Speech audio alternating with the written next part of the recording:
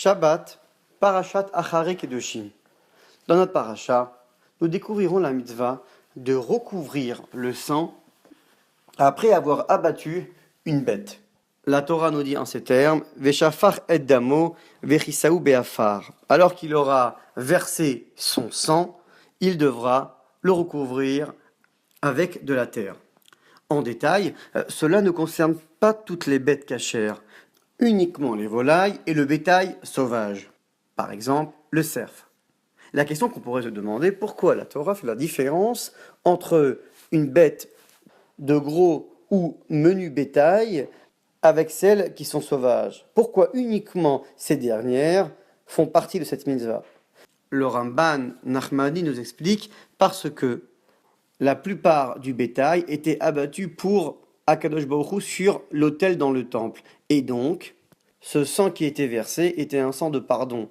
Donc il n'était pas nécessaire de le recouvrir. Par contre, le bétail sauvage n'était pas du tout apporté sur l'autel et parmi la volaille, uniquement 2 sortes y étaient rapprochées. Cette explication du Ramban nous envoie un grand message de réflexion. Effectivement, le sang qui représente l'énergie, l'animation de l'homme, tant qu'il est versé sur un autel, tant qu'il est pour Dieu, alors il n'y a pas besoin de l'atténuer, de le recouvrir. Par contre, lorsqu'il est loin de l'autel, alors là, il faut savoir l'atténuer avec de la terre qui représente l'annulation et la soumission.